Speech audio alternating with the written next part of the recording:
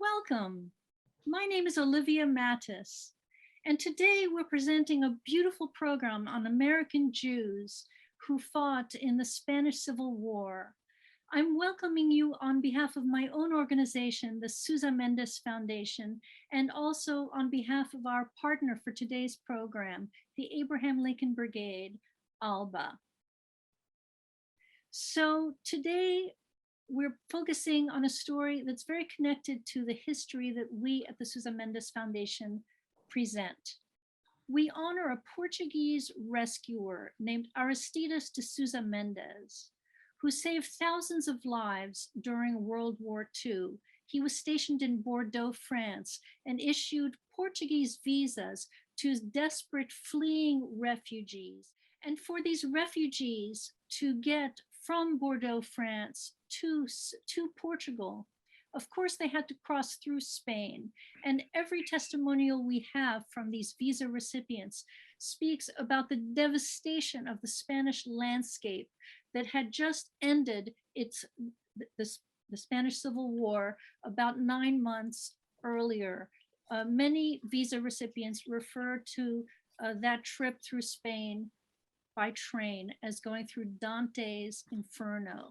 So that history is so intimately connected to the history of our foundation. And today we're going to take a deep dive into that history and see how it connects to the issues that animate the themes of rescue and resistance that we promote at the Sousa Mendes Foundation. I'm delighted that today we have a moderator who is Professor GINA HERRMANN from the University of Oregon. She's a specialist in Spanish literature and in Holocaust studies. And so she will moderate the program on behalf of ALBA and herself as a professional. She also found today's wonderful speakers, and I'll let her introduce them. But before we go to Gina, just to set the mood, we have a little video to play for you of the singer John McCutcheon.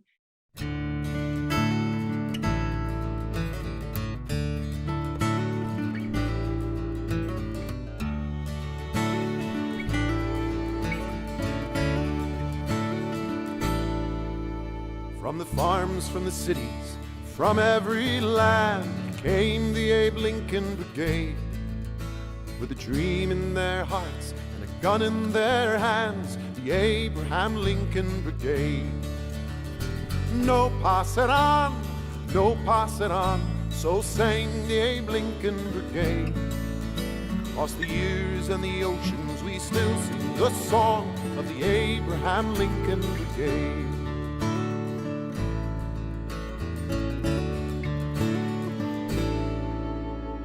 Cries from the cities, the shouts from the hills of the Abraham Lincoln Brigade. The fire in the hearts that is warming us still, the Abraham Lincoln Brigade. No, pass it on, no, pass it on, so sang the Abe Lincoln Brigade. Across the years and the oceans we still sing the song of the Abraham Lincoln Brigade.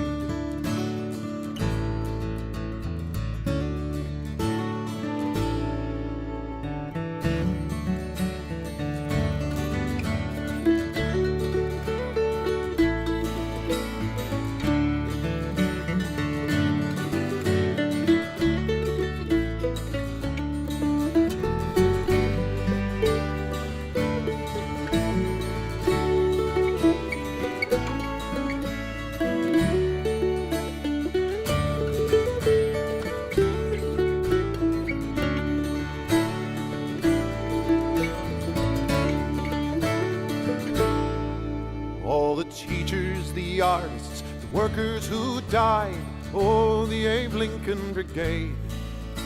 Their stories still thrill me, we work side by side with the Abraham Lincoln Brigade. No, pass it on, no, pass it on, so sang the Abe Lincoln Brigade. Across the years and the oceans, we still sing the song of the Abraham Lincoln Brigade.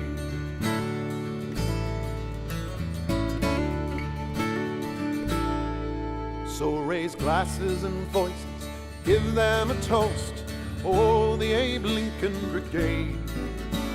Those who die best are the ones who live most, like the Abraham Lincoln Brigade. No, pass it on, no, pass it on, so sang the Abe Lincoln Brigade. Across the years and the oceans, we still sing the song of the Abraham Lincoln Brigade. No, pass it on, no, pass it on, so sang the Abe Lincoln Brigade. Across the years and the oceans, we still sing the song of the Abraham Lincoln Brigade.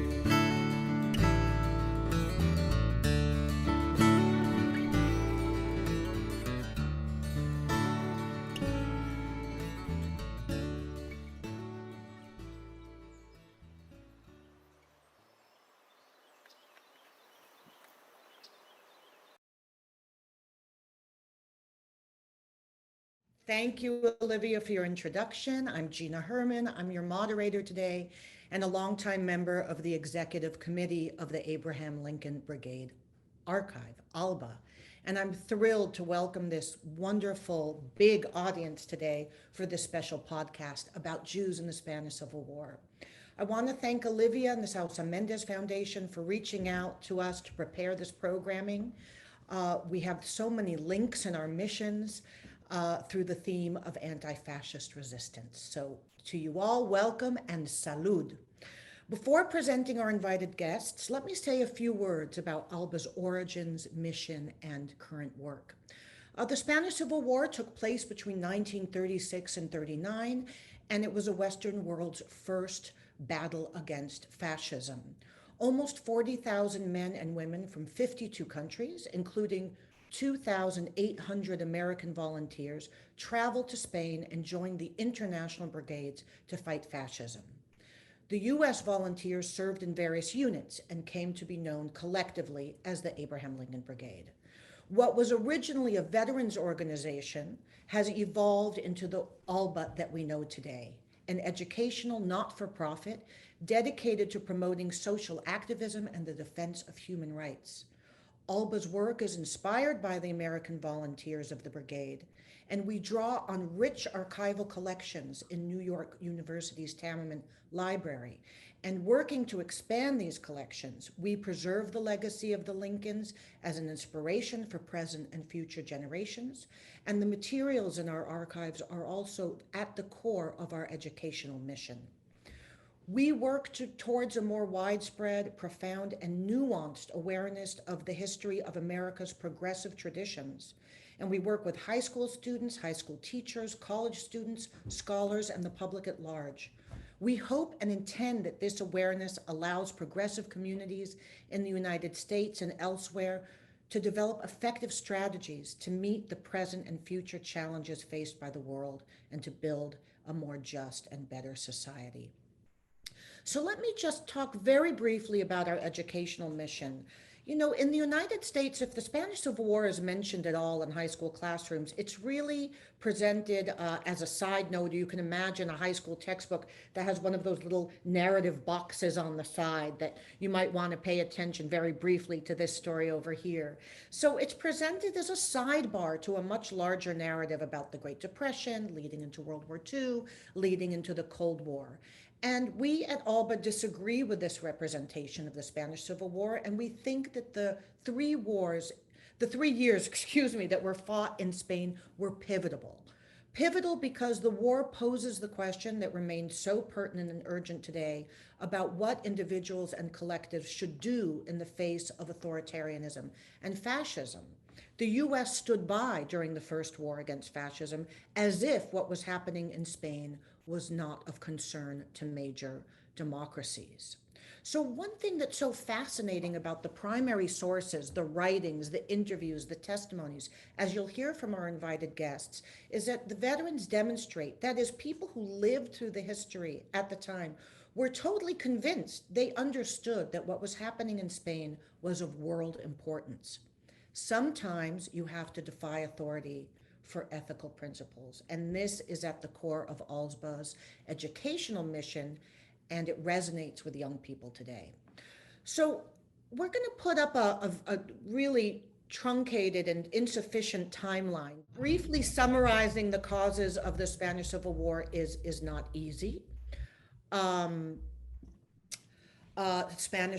let's just have a quick review of the main themes. The Spanish Civil War broke out in July of 1936 after a group of conservative military tried to overthrow a progressive, reformist-minded Second Spanish Republic, a government of the Popular Front that had been elected in February of that same year.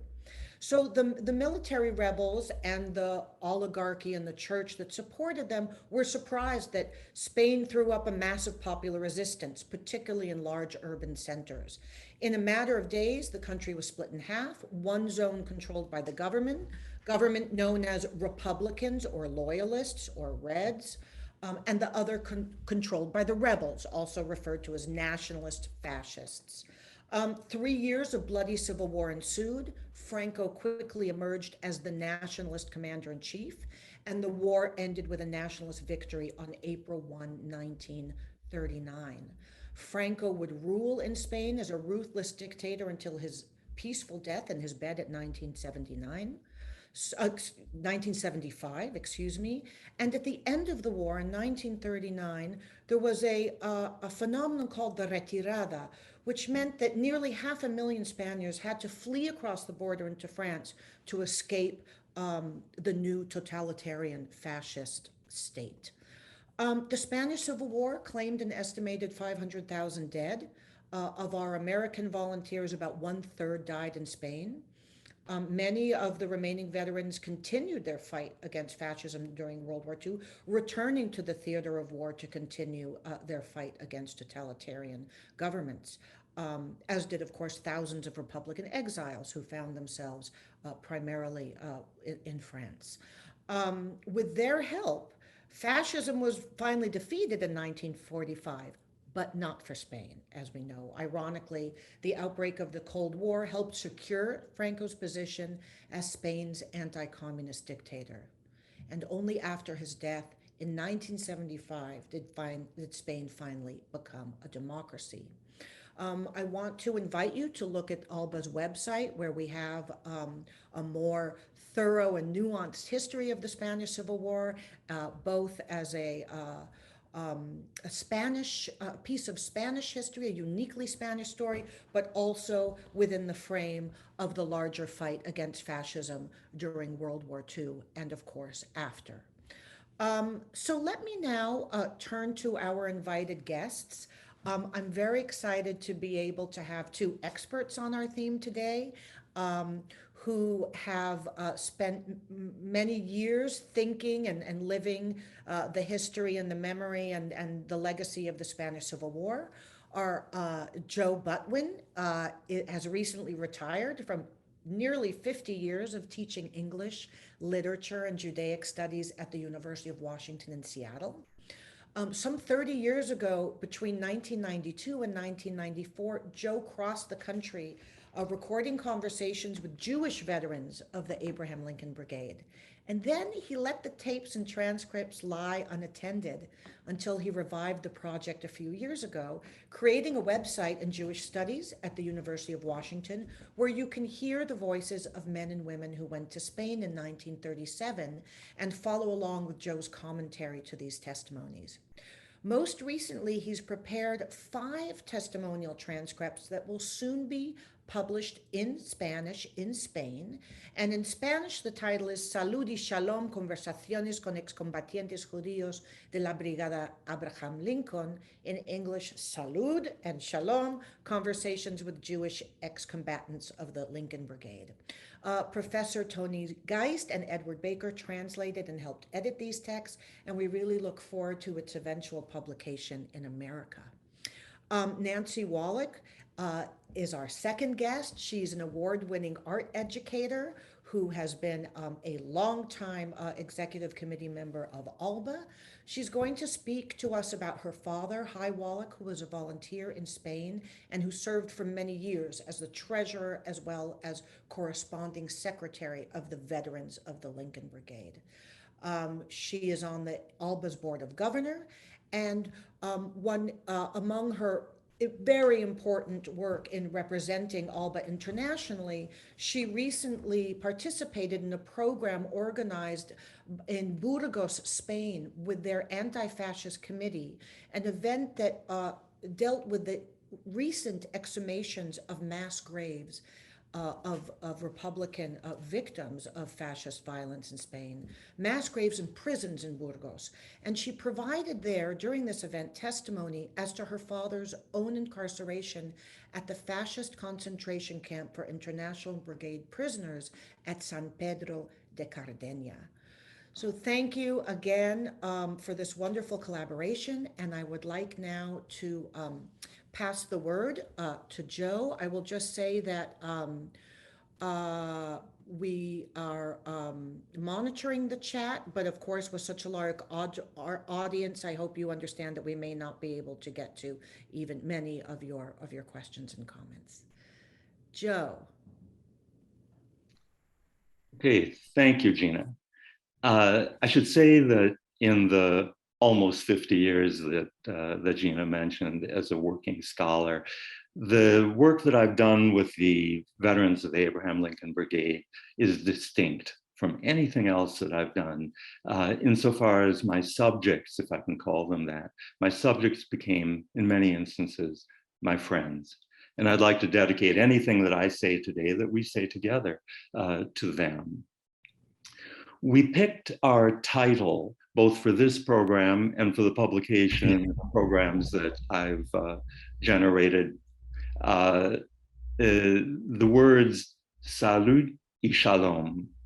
They were the typical valediction on the part of one of my correspondents that began before I met him, Ed Lending, whose picture you actually see at the right hand of the logo for today's program. As a young man, as an older man in Fort Lauderdale, he wrote to me before our first meeting that he feels, as you'll see, that he feels, I feel like I'll be soul bearing with a younger alter ego. Now, not all friendships took quite that form, but that sets the tone for many of the interviews that conversations, I prefer to the word interview, that I had traveling around the country. Then he writes, Salud y Shalom.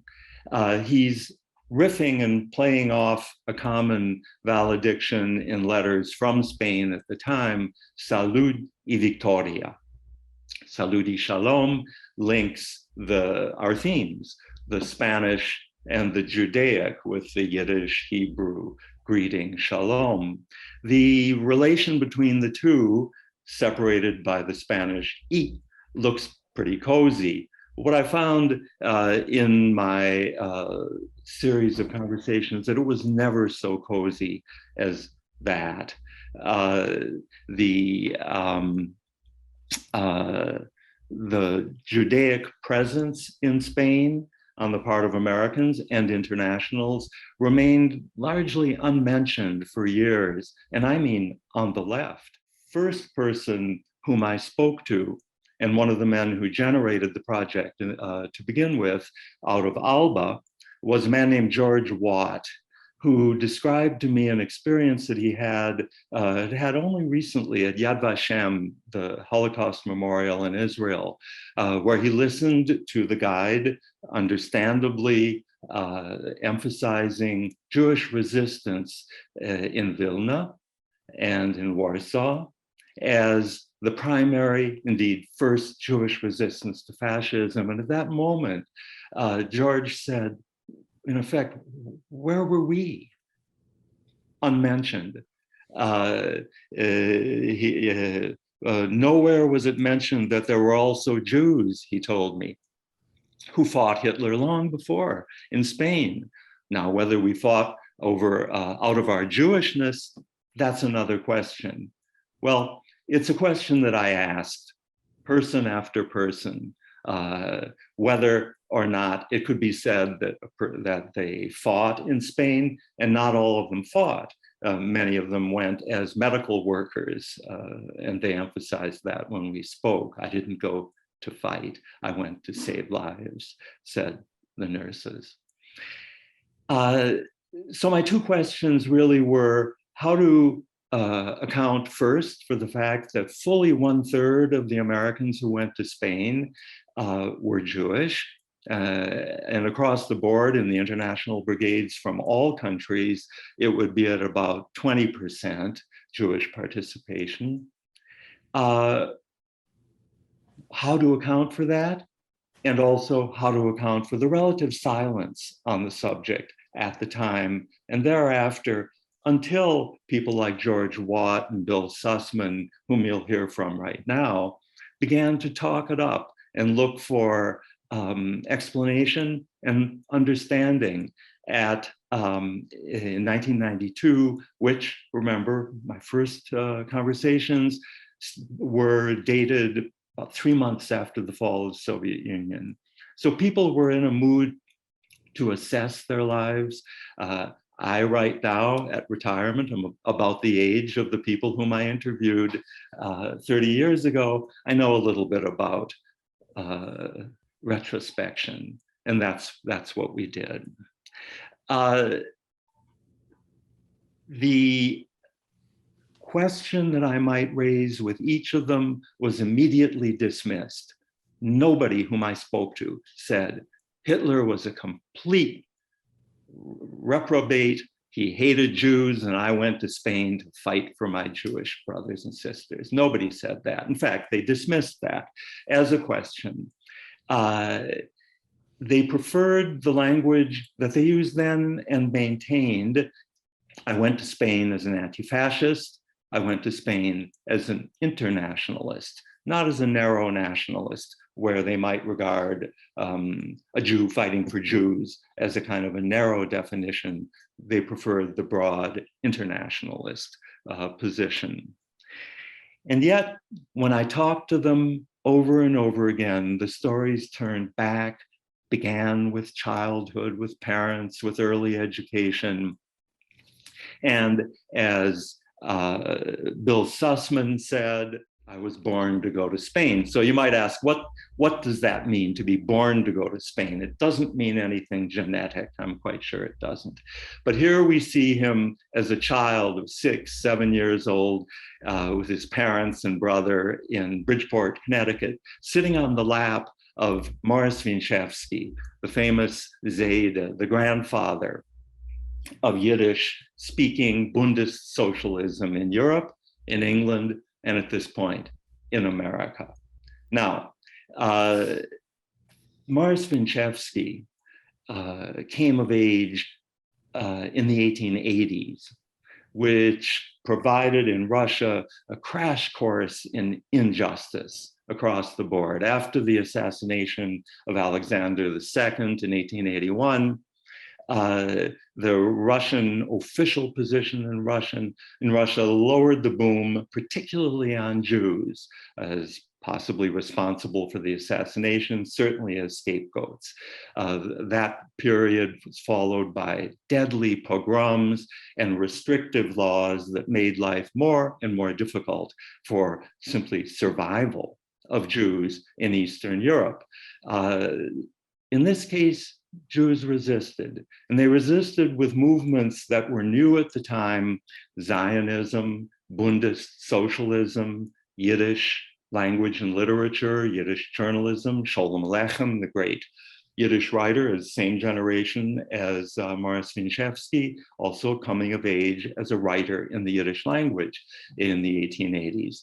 Most important for our interest today with American vets is that it are the 2 million, at least 2 million Jews who left Eastern Europe in the 1880s, 90s, and down to the First World War, and settled in America, mostly to a great number, at least in New York City, but spreading out around the country and bringing with them their early education, their piety, religious piety for many, their socialist principles for many others, who would train their children in those values that were generated at home in their Heim, in the old country, and persisted in the Yiddish schools that they sent their children to, the famous Schulen, where children, it's a kind of a counterculture to Hebrew school, would go after school and study Yiddish language, literature, and socialism. I would say nearly half the people I talked to attended those schools. And for Bill Sussman, the path led, as it did for many, from the Yiddish Shul to Young Communist League to Spain in 1937. The decision made in the 1930s, and I want to emphasize this, bore more relation to events in Russia in the 1880s, perhaps, even than to, or at least as much as current events in the 1930s. The difference being that what happened in the 1880s had everything to do with Jewishness, with being Jewish. If that gap, incidentally, sounds unlikely, it sounds like history, from the 1930s to the 1880s, I would remind you that the events of this past year, for instance, Black Lives Matter, I would suggest, has a lot to do with events and ideologies made available in the 1960s, right? I think you'd probably all agree. That's 50 years ago, 50 plus. That's the 1930s to the 1880s. I also want to emphasize in all of the stories the important bridge between childhood and a young adult decision to go to Spain. Early education matters. When we look at pictures that Celia Saborer presented to me, she went as a nurse. Well, actually, she went as a lab tech. She was one of the first Americans in Spain. She actually did arrive in 1936 to serve as a lab tech in Madrid and became, as she put it, overnight a nurse. But here she is 20 years earlier in an open field in Brooklyn. She laughed when she showed me this picture. Already on the right, a young nurse with her neighborhood buddies playing soldier and nurse, sexual distinction being made, in an empty lot in Brooklyn, playing the role that she would, in effect, 20 years later in Spain. And there we see her as a real medical worker, if you will, fulfilling her early promise. The family history would come up over and over again in conversations by way of explanation of who I am and who I became.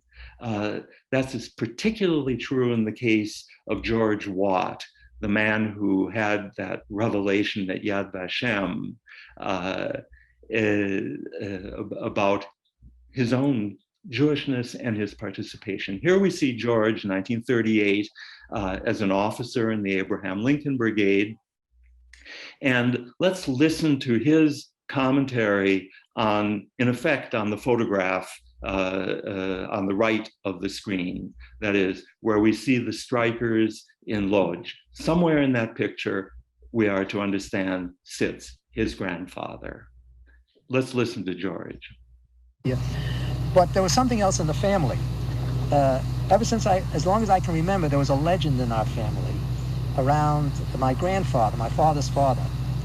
My father's father was was a textile worker, a weaver, in Lodz. And he worked in a factory which was owned by a Jewish boss.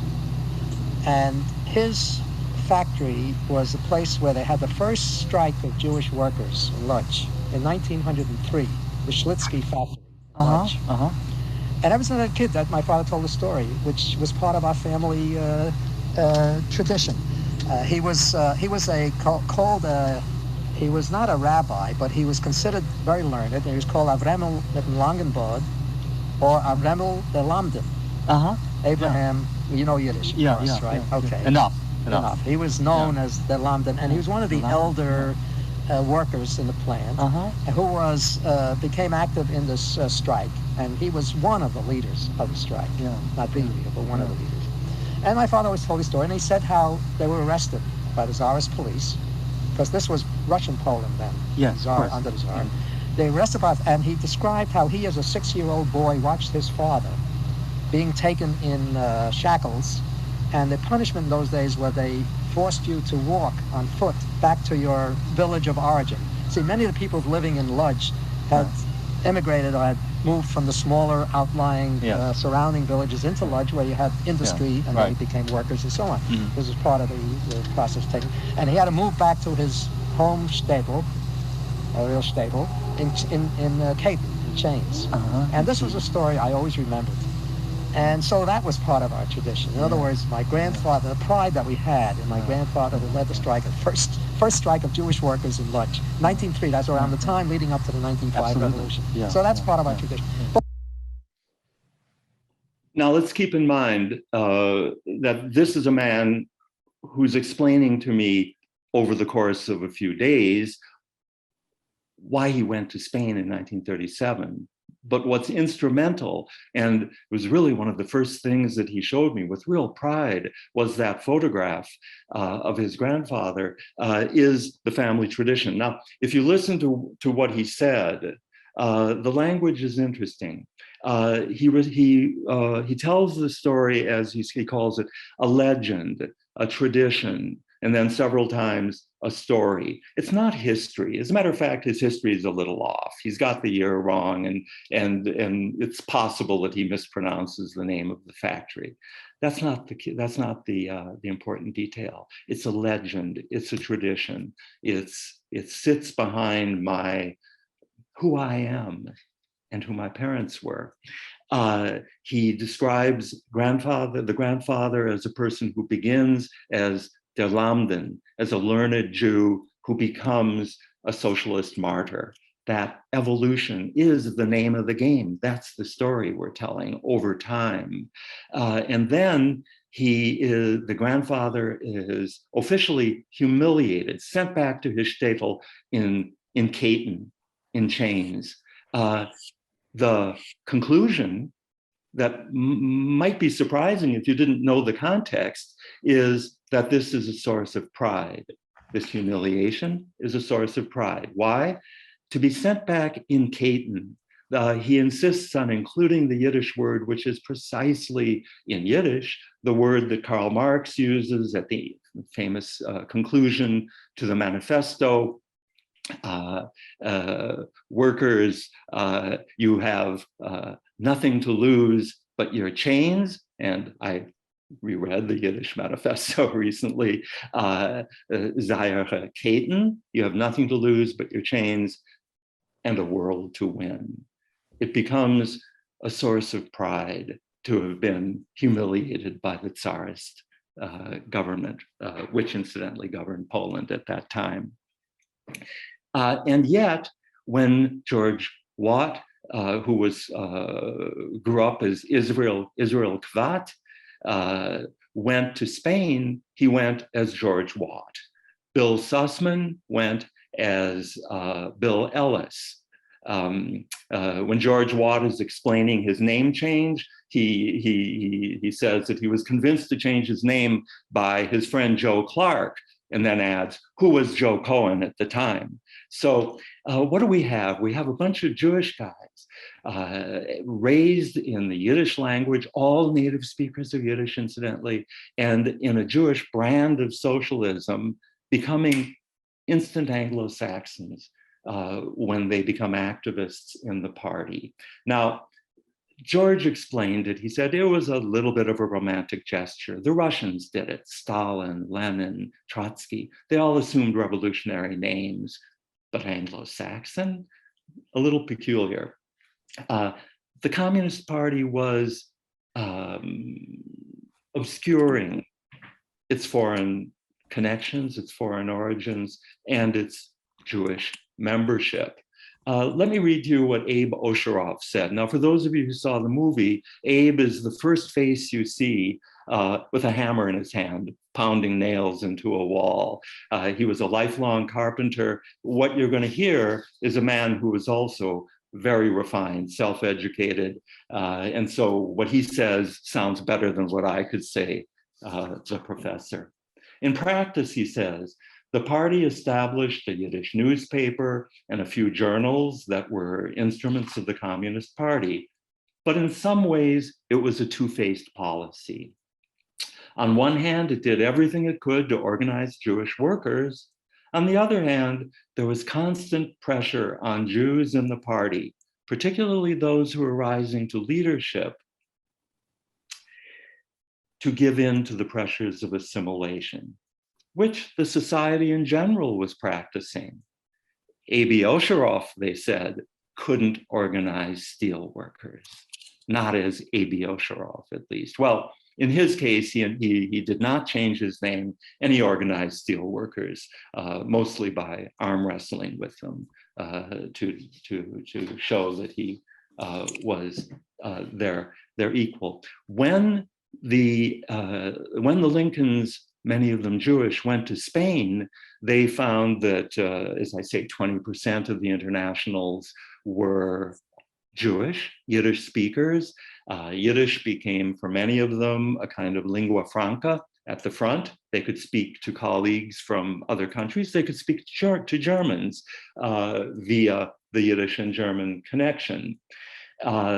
There was one significant alternative in Spain, and that was the Botwin battalion, or the Botwin company, as it's called, in the Polish Dąbrowski company or battalion, a Yiddish section in which Yiddish was the language commonly used and used, among other things, for the publication of a newspaper.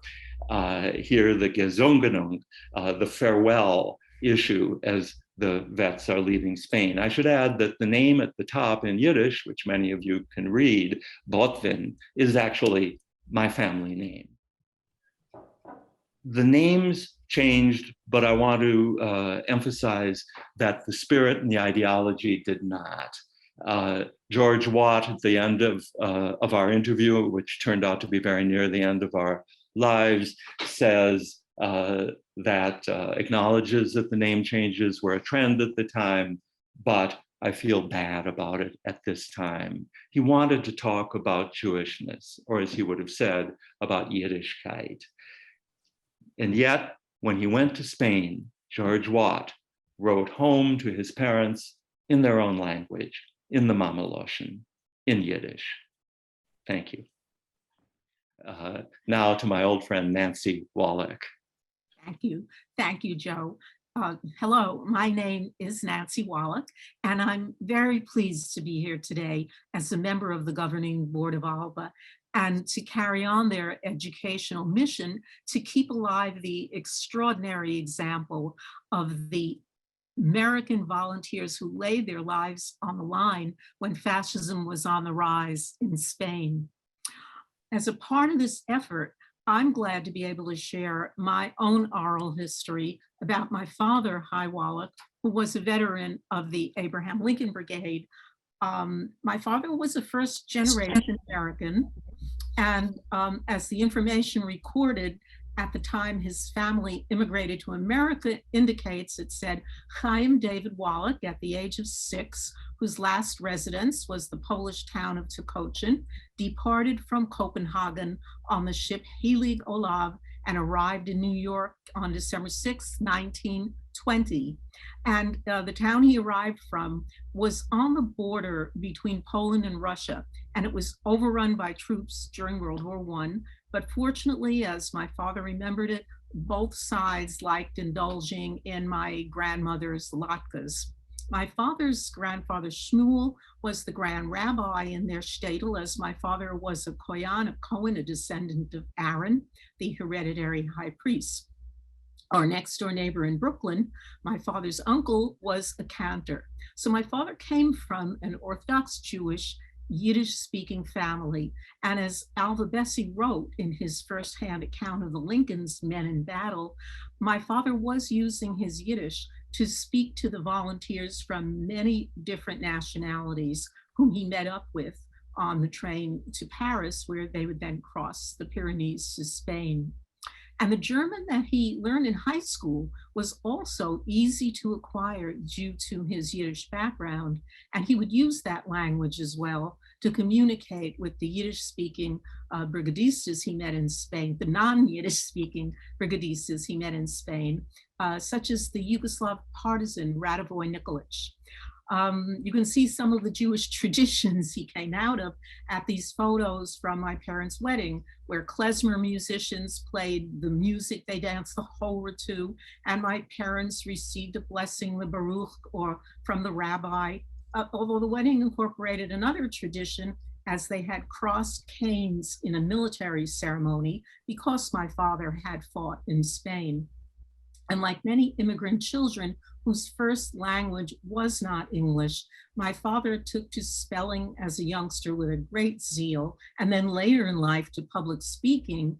And he was a great admirer of Hemingway's modern, terse literary style, long before he knew of the author's sympathy for the Spanish Republic. I'd like to respond to the question Joe posed to many of the Lincoln vets he interviewed, which was, to paraphrase, what brought you to Spain? How did your background contribute to your motivation and form the beliefs you acted on in going to Spain?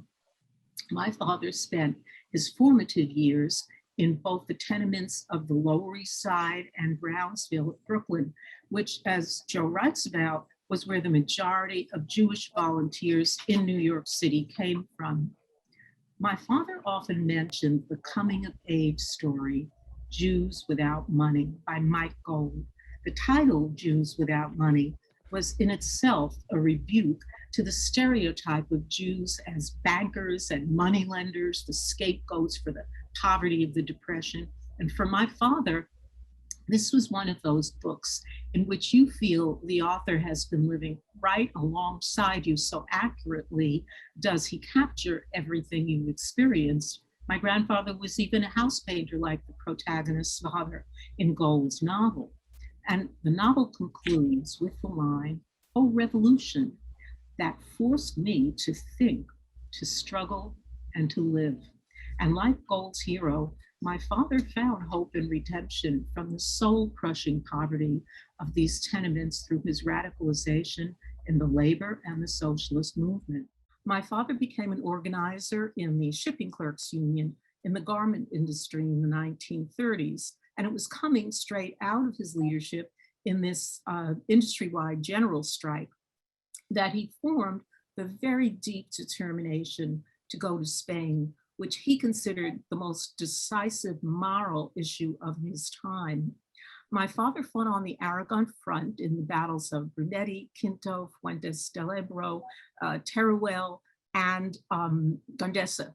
And after his first week at officers training school, the entire school had to be sent to the front lines near Gandesa to stop the world's first blitzkrieg, which was threatening to cut the Republic in two. And after that battle, in which they lost their officers, Dave Duran and Robert Merriman, my father evaded capture for 7 days behind enemy lines, but was captured by Italian fascists and spent the next 17 months in the fascist concentration camp San Pedro de Cardena in Burgos. And because he believed there was inspiration to be drawn from the story of the International Brigade prisoners at San Pedro, my father spoke about and shared his resistance to fascism, not only on the battlefields of Spain and later in the US Fifth Army, but also the resistance put up by the International Brigade prisoners in that living hell that was the concentration camp at San Pedro de Cardena, which one Spanish historian referred to as having infrahuman living conditions, a preview of Dachau or Buchenwald. And we're looking at a slide of my father speaking of his experiences as a former International Brigade prisoner at the Café Obrero Español in 1945, which was a gathering place for the Spanish community in New York City. He's on the dais in the right-hand corner, and he was asked to share his story in order to expose the fascist brutality that Franco continued to impose on the Spanish people. And you can see one of the banners reads, "Try Franco as a war criminal."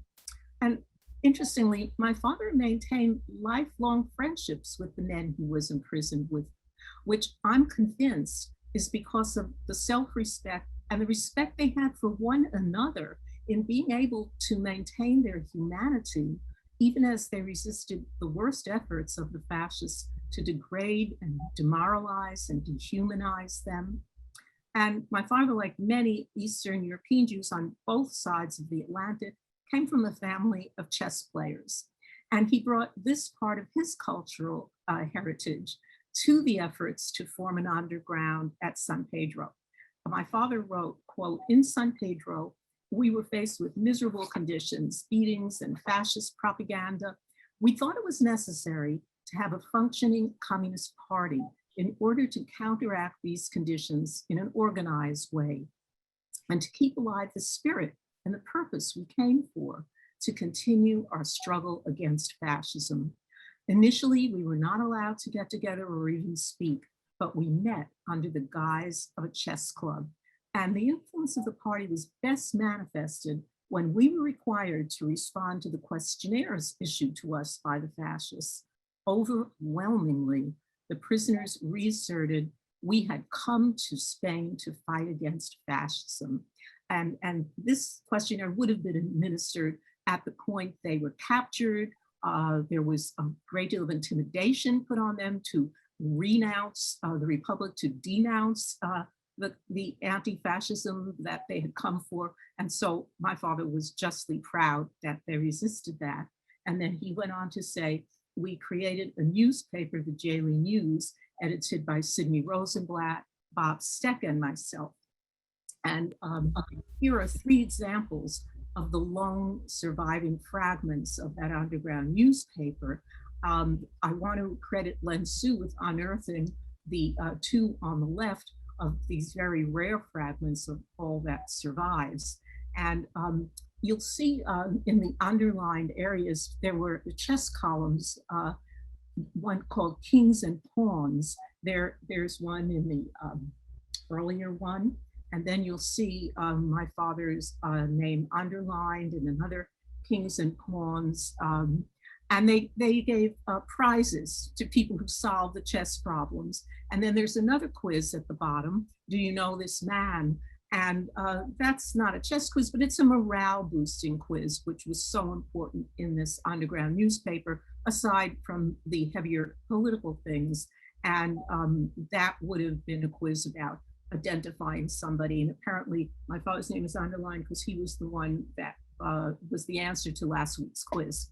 But chess not only served as a means to meet and organize, but it became an important part of the camp life as a morale booster, as a way to break down the language barriers and to take one's mind off of the hunger, the filth, and the constant barrage of beatings. So chess, this element of Eastern European Jewish culture, helped these starved, lice-infested prisoners be reminded of their humanity and intellect and spirit, which their fascist captors were constantly trying to break down.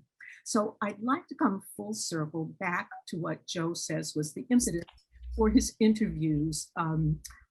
George Watt's concern that not enough was known about the Jews who fought Hitler long before the Warsaw Ghetto Uprising. And like George Watt, my father also felt very strongly that more needs to be told about the early resistance to Hitler, including the militant traditions of the Jewish anti-fascists. And my father developed the greatest respect for the comrades he fought alongside in Spain, though they were early, although definitely not premature anti-fascists in the international brigades, and the even earlier resistance of many of the German comrades in the Tailman Battalion that they formed to Hitler. The German comrades, both Jewish and non-Jewish, whom my father would have had greatest, closest contact with, were those he was in San Pedro with, for whom the fascist authorities reserved the harshest of treatment. He wrote about one such prisoner, quote, "A man who called himself Carlson, supposedly a Swedish seaman, actually he was German. He'd been the military commander of the Red Front Fighters Bund. He was #1 on Hitler's list, as the only two that would be put above him, Ernest Thälmann and Edgar Andre, were in the hands of the fascists. Although the Gestapo was in San Pedro, Carlson was never detected. He left San Pedro and fascist Spain with the Swedes. And parenthetically, that is a tribute to the solidarity of the International Brigade prisoners who protected his and the other German prisoners' identity from immediate either execution or torture. And as a result of his experience in the brigades, my father had a particular antipathy to the tendency in the media and in popular culture, in the fervor of post-World War II victory, to use the word German as interchangeable with the word Nazi, to stereotype all Germans as cartoonish villains with sinister accents. And my father was particularly sensitive to the dangers that could come from this kind of ethnic stereotyping and prejudices against an entire people, precisely because he was Jewish and saw its culmination in the horrors of the Holocaust. And he felt that such an analysis of Nazism as a byproduct of German national character did little to add to an understanding of what fascism is, or to honor its earliest resistors. So as we've now come to the post-World War II era, that slide that we had been looking at demonstrates the continued commitment the veterans of the Abraham Lincoln Brigade showed to opposing fascism in Spain and warning the world of its consequences, as one of those posters, with the slide which showed them in uniforms, had a poster that said, "Our veterans don't want a third world war." So I'm concluding now by pointing out that this program today coincides with memorials to the international brigades that are being held all over the world to mark the 85th anniversary of the uprising which led to the Spanish Civil War. And my father regarded the war against fascism in Spain as the defining moment for his generation, the most decisive moral issue of his time. Thank you. Thank you, Nancy. That was really fascinating to hear about your father's personal history. And we are going to get to discussion and final thoughts. A note to the audience, we will run a little bit long today, maybe about 10 minutes long. So please stay an extra 10 minutes if you can. Right now, I want to take the floor back just to tell you a little bit about our upcoming programs. So next week, we are focusing on Abba Kovner, who was the leader of the partisans of Vilna. And we are going to be showing the film by that name, the celebrated film, in conjunction with that program. And then we will be meeting Abba Kovner's son, Michael Kovner, who's a celebrated Israeli painter. We'll be also meeting Dina Porat, who is Abba Kovner's biographer. She's written 2 books about him, and she's the chief historian at Yad Vashem. That program will be moderated by our own Mordechai Paldiel from our board of directors, who was for 25 years at Yad Vashem as director of the Department for the Righteous. Now, many of our programs are free, like today's program. Most of our programs are free. Next week's program, there is a donation that's requested. We do suggest the number of 18 or high, but please give whatever is comfortable for you. And we hope you will join us. Here is the trailer for the film Partisans of Vilna.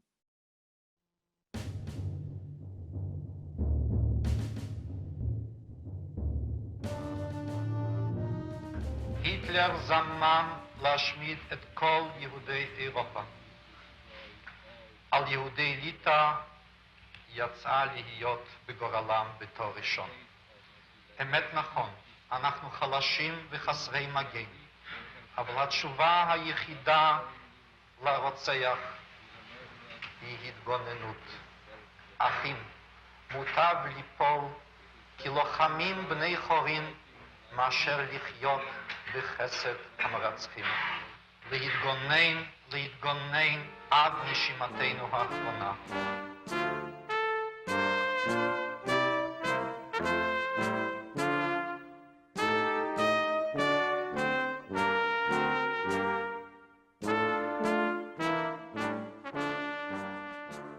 גזירות חדשות מדי יום, משפילות, מדכאות, חטיפות. בתור ילדה צעירה אולי עוד לא זוכרת שתפסתי, הרגשתי רק את ההשפלה.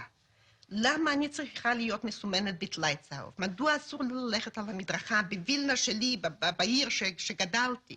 Der Ziel zu der Gegenstellung im Ghetto, verteidigen den jüdischen Covid, führen einen Sabotageakt, arriba führen dem dosigen Gedanken. ואז החלטנו לפוצץ רכבת, כדבר ראשון. כששמנו רק את הפצצה, מהר ברחנו, וכשרצנו בדרך שמענו את הפיצוץ מרחוק. המעניין לציין הוא, כשאירע הפיצוץ, אז בעיתונות המחתרת ואחרת, ליטאים אמרו שעשו את זה, לפולנים אמרו שעשו את זה, איש לא עלה בדעתו שעשתה איזה בחורה, ועם כמה בחורים מתוך הגטו. Die jüdische Partisaner sind gewöhnt zu werfen in die verschiedenen Einheiten, russische, litwische, polnische. Wenn sie gekommen, Glasmann mit seiner Gruppe, hat Glasmann zusammen mit den Chaveren genommen, organisiert eine jüdische Einheit, welche soll verschreiben, vernotieren, die jüdische Gewürre auf Verhältnis von jüdischem Volk.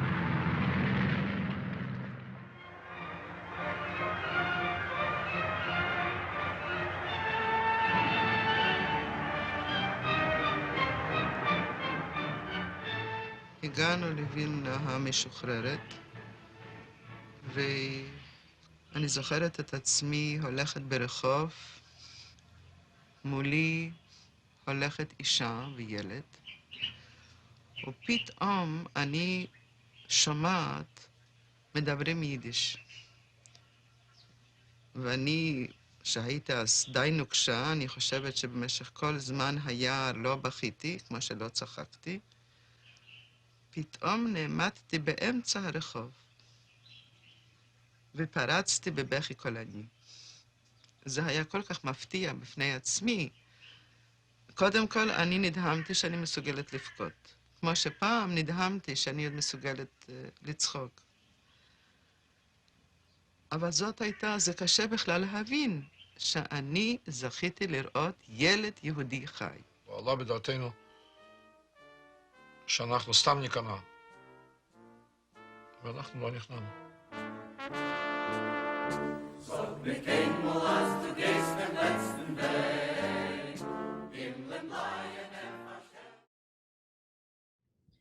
Great. So please sign up for that program. You will receive an email after today's program with information about this next Sunday's program and the programs to come. So now, Gina, let me turn the floor back to you for a little bit of discussion with our speakers, and then afterwards, their final thoughts. Gina, take it away. Thank you. Can you all hear me well? Yes.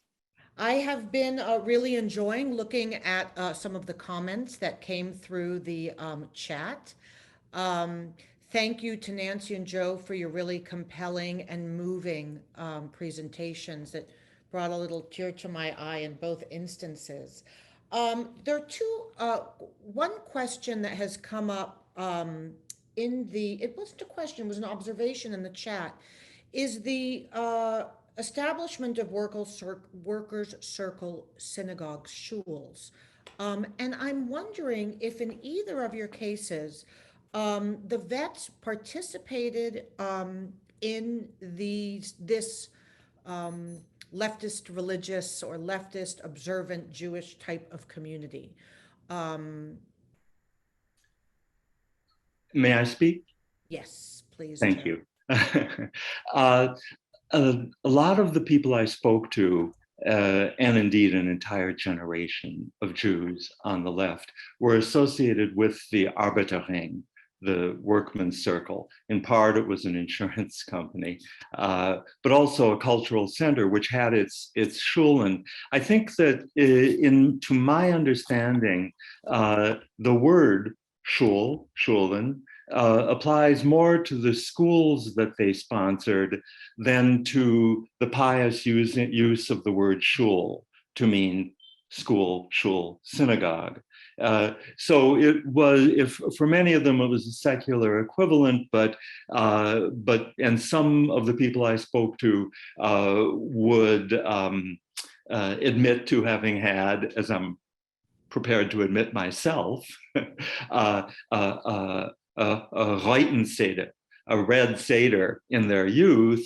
For the most part, there was very little religious practice among the people that I spoke to, and very little effort at an equivalent. So I would look to the Arbeiterring more as a cultural organization, as it served through its schulen, which were schools more than replacement synagogues. That's at least my understanding. Nancy? Just to add to that, I know Joe spoke of the generation of George Watt attending these shulas, and it continued. I know my sister attended shula, and many of my friends did, and it was that they were learning Yiddish as a living language, as opposed to the more the secular language, Hebrew, which would have been, I guess, the equivalent of speaking Italian rather than Latin, and learning it. So I do know it went on into my generation as well. Thank you. So Nancy, that leads directly into my next question, and that is for both you and Joe, was there any awareness among the Jewish vets that it would be valuable to pass on Yiddish to the next generations? So did these men and women practice, cultivate, continue, cherish their own Yiddish?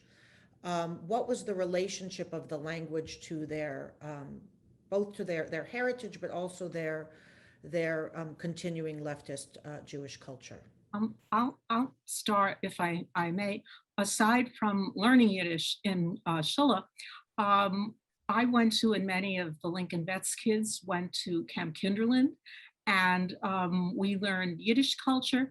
And we also, interestingly, we would put on plays about Muttel in the New World, these Shalom Aleicham's characters. And but interestingly, we also learned African-American history. We learned about the Underground Railroad, and way before it was introduced into the public schools. So it was kind of a very rich cultural background that we got in the summer camps as well. So it definitely was a goal to preserve or respect, and we learned folk songs in Yiddish, but we also learned spirituals, we learned protest songs. So we were getting an aspect of culture that wasn't necessarily transmitted to the mainstream, and we were the richer for it.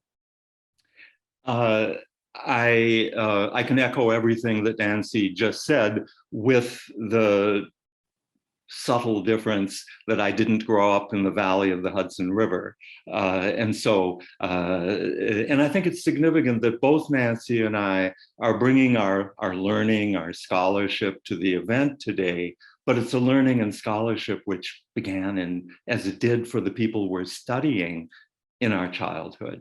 In other words, this is very different from my work in English literature. Enough said. George Watt spoke to me on that very issue when we talked, and indeed, as we were leaving, and he showed me pictures on the mantelpiece of his grandchildren.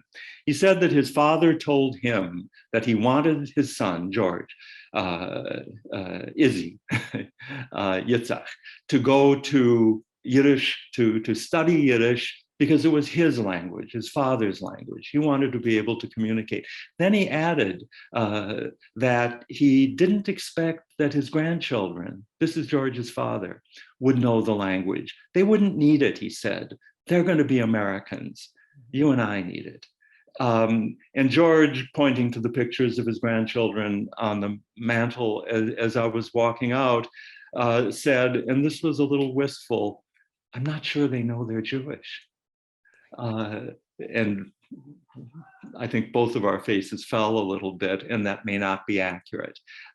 My quotation is, but his assessment may not be. I think that they did not expect necessarily continuation of basically the two worlds of immigrant culture beyond me, Nancy. My own parents were translators of Yiddish, and of course I was exposed to the language. Excellent.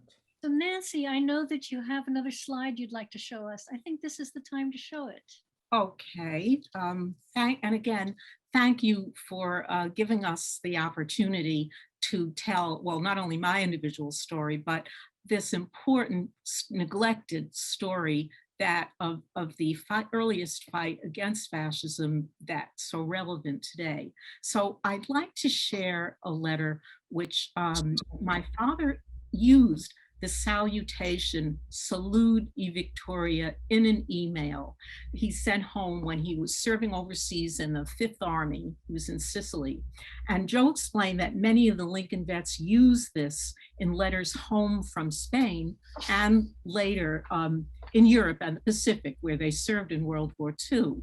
And I'd like to share an excerpt from this email because it also contains my father's explanation in his own words of why he went to fight against fascism, that very key question, not only in Spain, but later in Italy and North Africa.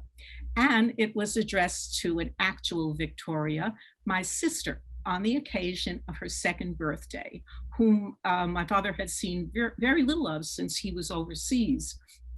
Dearest Vicky, congratulations on your second birthday. They tell me you're quite a young lady and that your progress is amazing. And that's as it should be, sweetheart, for you are a part of the first generation of a new world, a world as bright and beautiful as you are. As a matter of fact, it can be neither more than or less than that. And this world and everything in it is a reflection of the people that inhabit it, a simple truth. And to your generation, it will be obvious. But that is because this people's war that your father, mother, and their generation are engaged in will have been won. And that is what we are fighting for, the historic task of our generation to make this a people's world. You see, darling, we're taking the world away from the greedy few and giving it to you. It is wonderful and something worth dying for, but with it carries great responsibilities. You'll have the greater task of running the world and you must be equal to it. But above all, you must learn to appreciate one another and work together, for that is the way the world is going to run. And on the extent of it, does our future progress depend. And now for your birthday, I want to make you the promise that, my darling, this year we shall see the first concrete signs of your world with the defeat of fascism in Europe, and go on from there to the utter destruction of fascism everywhere. This is the least we can do before we give way to your generation, who will construct a bright new world on new foundations where man's inhumanity to man will no longer exist. And so on your second birthday, your father salutes you and the future. And in our fight for the freedom of Spain, we learn to express these things with the words, Salud y Victoria. Thank you. Salud. Joe, So do you have some final words you would like to say to our audience, Joe? I simply want to say that we discussed this program individually and separately, and it does more than fulfill my wishes. And right now, my tears were also welling up with that final letter of Nancy's. So I simply want to say, Salud y Shalom. Gina, the floor is yours. I just want to thank this remarkable audience. This is a wonderful and rich turnout, and I'm following the conversation in the chat. I've listed a short bibliography that addresses a number of the questions that have been asked, including related to the fate of Jews who passed through Spain. How did they get through Spain during Franco's Spain? I also recommended Peter Carroll's book about the Abraham Lincoln Brigade, and finally a new edited volume on Spain, World War II, and the Holocaust. I direct you to those texts because I believe that they represent the intersections of some of the rich histories that we've been discussing here today. And I want to thank Olivia again for making the connection with the Abraham Lincoln Brigade Archive.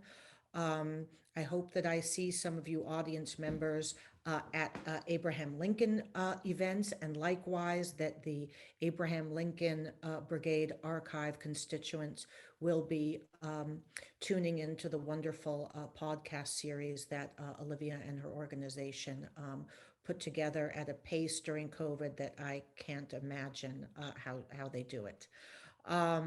So I would say, I'm being told that I need to say sholom and not shalom. So with those final directions, thank you, Herschel. Sholom and salud. So thanks, Gina. It's been a fascinating program. Thank you for finding Joe and Nancy what treasures you both are, Joe and You Nancy. are. And you. thank you to our beautiful large audience, and we hope to see you again next week. Bye-bye, everybody. Have a wonderful day. Bye-bye.